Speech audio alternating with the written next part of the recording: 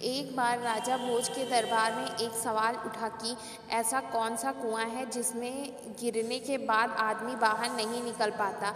इस प्रश्न का उत्तर कोई नहीं दे पाया। आखिर में राजा भोज ने राज पंडित से कहा कि इस प्रश्न का उत्तर 7 दिनों के अंदर लेकर आओ, वरना आपको अभी तक जो इनाम धन आदि दिया गया है वापस ले लिए जाएंगे तथा इस नगरी को छोड़कर दूसरी जगह जाना होगा। 6 दिन बीत चुके थे। राज पंडित को जवाब नहीं मिला था। निराश होकर वह जंगल की तरफ गया। वहाँ उसकी भेंट एक गडेरिये से हुई। गडेरिये ने पूछा, आप तो राज पंडित हैं, राजा के दुलारे हो, फिर चेहरे पर इतनी उदासी क्यों? यह गडेरिया मेरा क्या मार्गदर्शन करेगा? सोच कर पंडित ने कुछ नहीं कहा। इस पर गडेरिये ने पुनः उदासी का कारण पूछते हुए कहा, पंडित जी, हम भी सत्संगी हैं। हो सकता है आपके प्रश्न का जवाब मेरे पास हो, अतः निसंकोच कहिए। राज पंडित ने प्रश्न बता दिया और कहा कि अगर कल तक प्रश्न का जवाब नहीं मिला तो राजा नगर से निकाल देगा। गडेरिया बोला, मेरे पास पारस है, उससे खूब सोना बनाओ। एक भोज क्या, लाखों भोज तेरे पीछे घूमेंगे। बस पारस देने से पहले मेरी एक शर्त माननी होगी कि तुझे मेरा चेला बनना पड़ेगा। राज पंडित के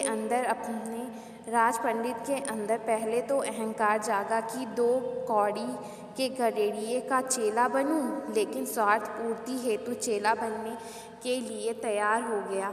गडेरिया बोला, पहले भेड़ का दूध पियो फिर चेले बनो।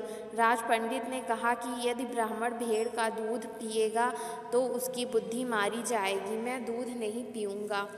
तो जाओ, मैं पारस नहीं दूंगा। गडेरिया बोला। राज पंडित बोला, ठीक है, दूध पीने को तैयार हूँ, आगे क्या करना है? गडेरिया बोला, अब तो पहले मैं दूध को जूठा करूँगा, फिर तुझे पीना पड़ेगा।